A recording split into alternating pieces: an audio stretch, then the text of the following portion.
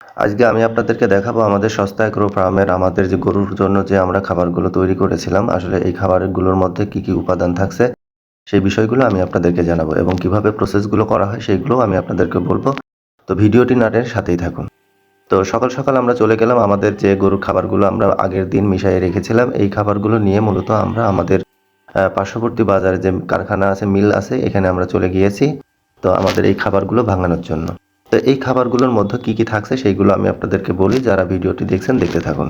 আমরা আমাদের গরুর খাবারের জন্য মাত্র 160 কেজি খাবার তৈরি করব, কারণ অনেক সময় আমরা 100 কেজি খাবার তৈরি করি, কিন্তু আমরা 160 কেজি তৈরি করব এই কারণে, কারণ যেহেতু আমাদের গরুগুলো অনেক বেশি, আর এই 160 কেজি খাবার মাত্র আমাদের এক সপ্তাহের মধ্যে আমাদের শেষ হয়ে যাবে। তো আমরা অল্প অল্প করে তৈরি করি, কারণ এগুলো বেশি তৈরি করলে একটু সমস্যা হয়ে যায়, কারণ এগুলো দলা বেঁধে যায়। তো এই জন্য আমরা অল্প করেই তৈরি করি। তো যাই হোক, আপনারা দেখুন কি কি কতটুকু উপাদান দিয়েছি সেগুলো বলি।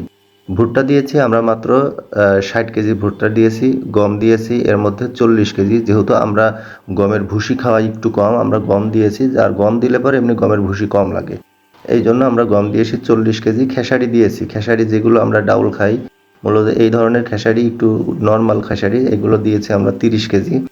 আর এর সাথে দিয়েছি ছোলা, ছোলা দিয়েছি মাত্র 10 কেজি। যেহেতু ছোলা বেশি দিলে বেশি ফ্যাট, সেই জন্য আমরা একটু অল্প দিয়েছি। অনেকেই বলে যে ছোলা খাওয়ালে নাকি চর্বি কেটে যায় গরুর।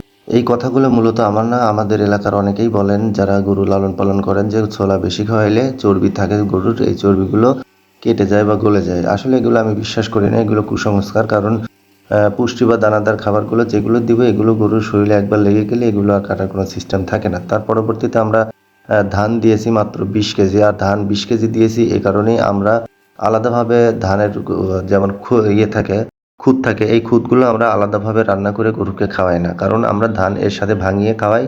আর আপনারা দেখতেই পারতেছেন যে কত সুন্দর ঝরঝরা হয়েছে। এগুলো আসলে গরু এত পরিমাণ খায়, ভিডিওটির লাস্টে আমি আপনাদেরকে দেখাবো গরু কি পরিমাণ খাচ্ছে।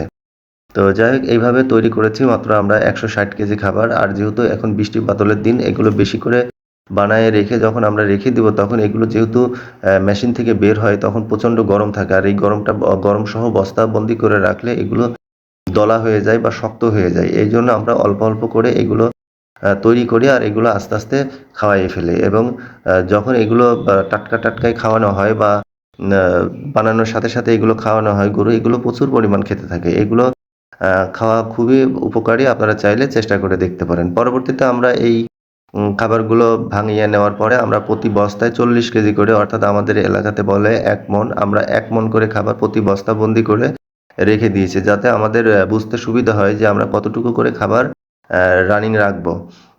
আপনারা দেখেন যে কতটুকু ঝরঝরা হয়েছে এবং কতটুকু সুন্দর হয়েছে, এবং কালারটাও খুব সুন্দর। আপনারা যদি এগুলো তৈরি করেন এবং আপনি যদি এগুলো একটু ভালো করে খেয়াল করেন, এগুলো সুঘ্রাণগুলো খুবই সুন্দর, কারণ গরু এত পরিমাণ খায়, একটু নষ্ট করে না। যেহেতু আমরা যে পাত্রতে খাবারগুলো দিয়ে থাকি, গরু পাত্র সহ এগুলো চেটেপুটে খেয়ে নেয়। তো এই জন্য আপনারা খুবই সহজেই আপনারা এভাবে মিক্সড করতে পারেন দানাদার খাবারগুলো। অনেকেই আমাকে প্রশ্ন করেন যে ভাই, আমি এই খাবারগুলো কি আমাদের গাভী গরুকে খাওয়াতে পারবো? আমি আপনাদেরকে পরামর্শ দিব, আসলে যেহেতু এটা ফ্যাটেনিং এর জন্য, এটা গাভী গরু খাওয়াতে পারবেন। তবে গাভী গরু খাওয়াইলে আর একটু এর মধ্যে যেমন খোল দিতে পারেন, আরও সরিষার খোল বা সয়াবিনের খোল, এই ধরনের আরও কিছু উপাদান দিয়ে আপনি এগুলো তৈরি করতে পারেন। তাতে গাভী গরুর জন্য কি হবে, এগুলো আপনার দুধ বেশি হবে। তো আপনারা ট্রাই করে দেখতে পারেন। যেহেতু আমরা ফ্যাটেনিং এর জন্য করি, ফ্যাটেনিং এ যেহেতু এটা অতিরিক্ত ফ্যাট হয় বা এগুলো মাংস বৃদ্ধি কাজে সহযোগিতা হয় বা মোটা তাজা খুব দ্রুত হয়, সেক্ষেত্রে এগুলো খাওয়াইলে আমাদের গাভী গরু বা আপনাদের গাভী গরু যেগুলো আছে, এগুলোতে প্রচুর পরিমাণ দুধ হবে, এগুলো আমি আশা করতেছি। তো পরবর্তীতে আমরা আমাদের খাবারগুলো নিয়ে খামারে চলে এসেছি, কারণ এই খাবারগুলো নিয়ে আসার পরবর্তীতে আমরা আমাদের গরুকে খাওয়াবো। দেখেন এই খাবারগুলো কত সুন্দর ঝরঝরা হয়েছে এবং সুন্দর আছে। এগুলো আপনি হাতে একবার দেখলে বুঝতে পারবেন। তো যাই হোক, আমরা খাবারগুলোর সাথে মিশায়ে দিচ্ছি, কারণ এগুলো খাবারের সাথে একটু পানি দিয়ে মিক্সড করে দিলে ওটা শুকনা শুকনা আমরা দিই না, কারণ এগুলো গলায় বেঁধে যাওয়ার রিস্ক থাকে। তো পরবর্তীতে দেখুন, আমরা মিক্সড করে হালকা পানি দিয়ে একটু শুকনা শুকনা করে পানি দিয়ে মিক্সড করে দিয়েছি। গরু এক নিঃশ্বাসে সবগুলো খেয়ে ফেলেছে এবং দেখুন আমাদের খাবারের পাত্রগুলো একদম চেটেপুটে খেয়ে শেষ করে ফেলেছে। তো যাই হোক, ভিডিওটি যদি ভালো লাগে আমাদের চ্যানেলটি সাবস্ক্রাইব করে পাশেই থাকুন। আসসালামু আলাইকুম।